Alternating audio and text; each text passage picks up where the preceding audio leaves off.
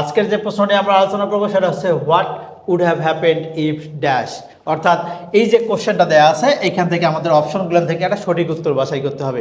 এক্ষেত্রে খেয়াল রাখতে হবে এই অপশনগুলো কিন্তু সবগুলো কিন্তু কাছাকাছি উত্তর হয়ে থাকে। 99.99% একটা হতে পারে, 99% একটা উত্তর হতে পারে, আর একটা 100% হতে পারে, একটা 98% হতে পারে। তোমাকে যে উত্তরটা নিতে হবে সেটা হচ্ছে 100% যেটা সঠিক সেই উত্তরটাই নিতে হবে।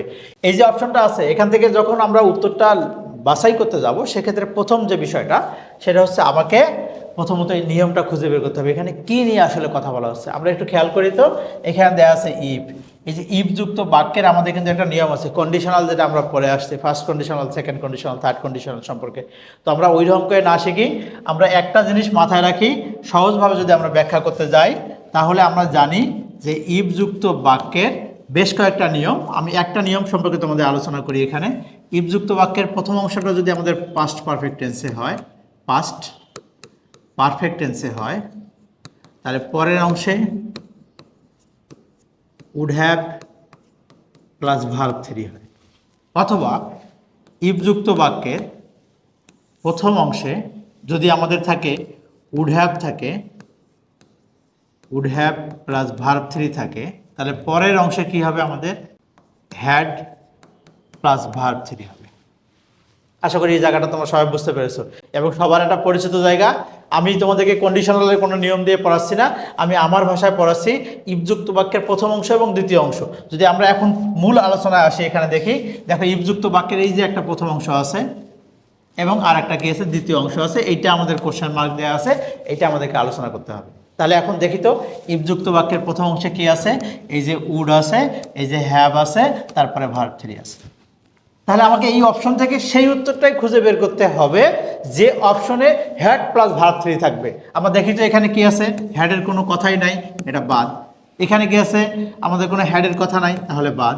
দ্য ব্রিজ হ্যাড ব্রোকেন, আমি এইটাকে উত্তর হিসেবে ধরলাম। পরেরটাও দেখি, দ্য ব্রিজ হ্যাড বিন, এই যে হ্যাড বিন থাকার কারণে এটা উত্তর হচ্ছে। তার মানে অপশন উত্তর কি আছে এখানে, সিটাই উত্তর। আশা করি তোমরা সবাই বুঝতে পেরেছো। এমসিকিউ দাগানোর ক্ষেত্রে প্রথমত নিয়মটা বের করবো এবং প্রত্যেকটা অপশনে আমরা একবার করে দেখে নিব যেটা একদম সঠিক তোমার কাছে মনে হবে। এখানেও কিন্তু দেখো হ্যাড আছে, এখানেও হ্যাড আছে, শুধু হ্যাড প্লাস ভার্ব 3 দেখেই যে উত্তর দেখাবো তাহলে কিন্তু হবে না। আমাদের কি হচ্ছে, নিয়ম জানতে হবে। ইফযুক্ত বাক্যের প্রথম অংশ যদি উড হ্যাভ প্লাস ভার্ব 3 হয়, তাহলে পরের অংশে কি হচ্ছে, আমাদের পাস্ট পারফেক্ট করতে হয়। এই নিয়মটুকু যদি জানা থাকে তাহলে আর কোনো সমস্যা নেই। আশা করি সবাই বুঝতে পেরেছি। আমরা আর একটা উদাহরণ দিই তাহলে সহজেই হবে। দেখো এই ইফ হি হ্যাড স্টাডিড, দেখো দেখি এখানে কি আছে, এই যে ইফযুক্ত বাক্য আছে, এখানে কি আছে, হি হ্যাড স্টাডিড, তার মানে এটা কি হচ্ছে আমাদের পাস্ট, এই যে পারফেক্ট টেন্স। তাহলে পরের অংশে কী হবে, ওই যে বললাম নিয়মটাকে একটু ঘুরাই দাও। ইফযুক্ত বাক্যের এক অংশে যদি আমাদের কি থাকে, পাস্ট পারফেক্ট থাকে, তাহলে পরবর্তী অংশে কি হবে, উড হ্যাভ প্লাস ভার্ব 3। তার মানে এখানকার উত্তর হবে হচ্ছে হি উড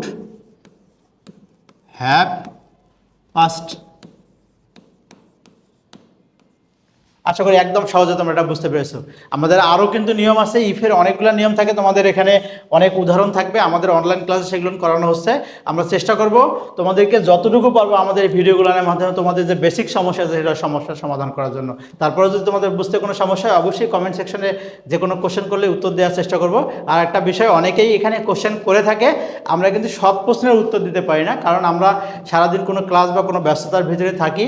ওই জন্য যাদের উত্তর দিতে পারি না বা সামনে যার পাই তারটা উত্তর দিই, যাদেরটা পারি না তারা মন খারাপ করবে না, কোনো না কোনো সময় আমরা উত্তর দিয়ে দেব। আর যদি আমাদের এই ভিডিওগুলো আপনাদের একটু হলেও উপকারে আসে তাহলে শেয়ার করে সবার মাঝে ছড়িয়ে দিই। সবাই ভালো থাকি, সুস্থ থাকি, সবার জন্য শুভকামনা থাকলো। আল্লাহ হাফেজ। ভর্তি হতে ভিজিট করুন www.online.rcctube.com অথবা কল করুন 09613 662 000 এই নাম্বারে।